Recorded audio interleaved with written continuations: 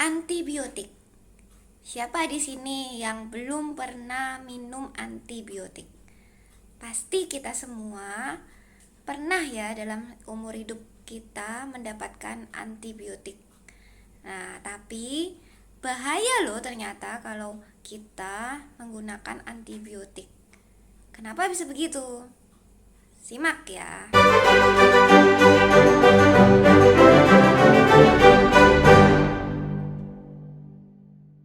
Halo teman-teman, jumpa lagi di channel saya. Nah, kali ini saya mau membahas mengenai antibiotik. Nah, jadi memang semenjak tahun 1928 ya, diketemukannya antibiotik oleh Pak Alexander Fleming.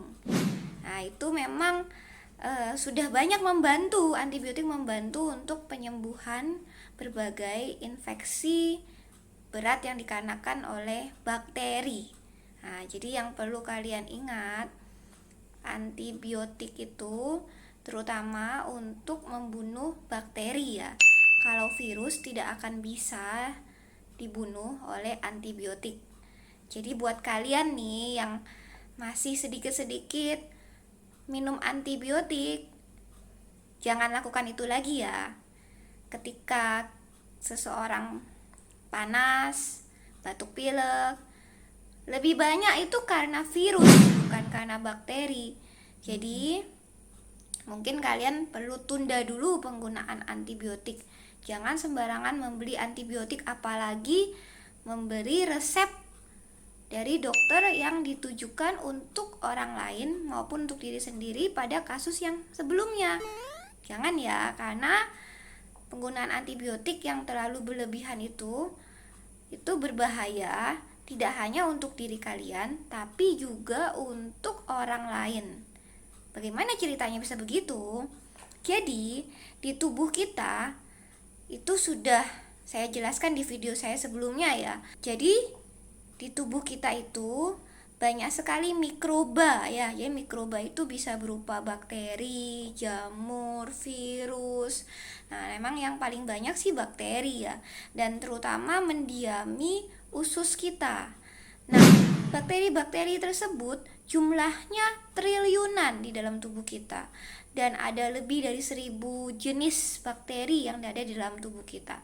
Mereka itu sangat membantu untuk kesehatan kita. Dia akan membantu untuk pencernaan makanan kita, mereka membantu untuk sistem pertahanan tubuh kita di usus dan juga di seluruh tubuh kita.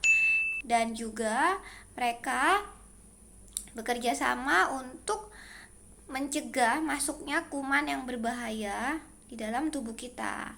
Jadi penggunaan antibiotik itu ternyata nggak cuma membunuh si bakteri yang jahat penyebab infeksi ya. Jadi dia juga membunuh bakteri-bakteri baik tersebut. Jadi bakteri-bakteri baik yang tadi jumlahnya 1.000 jenis itu bisa jadi berubah komposisinya dan juga berkurang jumlahnya, dan itu akan sangat mempengaruhi seluruh tubuh kita. Dan ternyata berkaitan erat dengan beberapa penyakit seperti alergi, autoimun, kemudian juga kegendutan atau obesitas, kencing manis, bahkan juga autis. Nah, di luar negeri ada penelitian bahwa pada usia 18 bulan pertama kehidupan diupayakan jangan diberikan antibiotik, karena pada 18 bulan pertama awal kehidupan tersebut akan sangat menentukan jenis bakteri baik yang ada di usus kita. Nah, itu juga yang mengakibatkan kenapa kalau bayi yang lahir melalui seksio atau melalui pervaginam atau melahirkan lewat normal, itu daya tahan tubuhnya ternyata berbeda. Jadi pada bayi-bayi yang dilahirkan melalui normal pervaginam, daya tahan tubuhnya cenderung lebih baik. Dan juga bayi-bayi yang mendapatkan ASI itu juga daya tahan tubuhnya cenderung lebih baik, dikarenakan di dalam ASI itu juga mengandung bakteri-bakteri yang komposisinya itu mirip dengan komposisi bakteri yang ada di usus kita. Hebat ya. Nah, jadi transfer bakteri dari ibu ke bayinya itu melalui pervaginam dan juga melalui ASI. Nah, penelitiannya itu menunjukkan bayi-bayi yang memang mendapatkan jenis mikroba yang lebih bervariasi, lebih banyak, itu cenderung lebih baik daya tahan tubuhnya dibandingkan bayi-bayi yang diadakan secara seksual dan juga yang tidak mendapatkan ASI. Nah, jadi 18 bulan pertama itu menentukan sekali untuk selanjutnya sampai orang tersebut dewasa. Dan juga bahayanya penggunaan antibiotik yang berlebihan, yang tidak pada tempatnya, itu akan mengakibatkan bakterinya jadi kebal, sehingga tidak lagi mampu dihancurkan oleh antibiotik tertentu. Nah, itu pun juga bisa menyebar, si bakteri yang udah kebal itu pun juga bisa menyebarkan gen kekebalannya itu ke bakteri-bakteri lain yang ada di usus yang tadinya normal, jadi akhirnya membawa juga gen resistensi dikarenakan penggunaan antibiotik. Nah, kalau bakteri yang ada dalam tubuh seseorang itu sudah kebal, itu juga bisa mengakibatkan penyebaran kepada orang lain. Jadi ada penelitian baru-baru ini dikeluarkan oleh Lancet. Jadi di Lancet menunjukkan ada penyebaran resistensi kuman pada traveler. Jadi dari penggunaan alat mandi, shower berbarengan itu juga ternyata bisa menularkan bakteri yang sudah resisten terhadap antibiotik.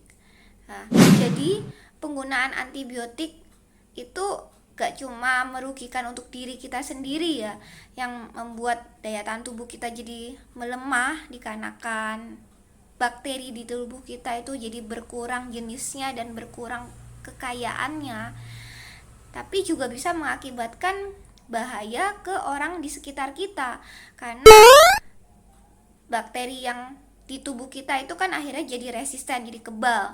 Nah, itu juga bisa menular ke orang di sekitar kita.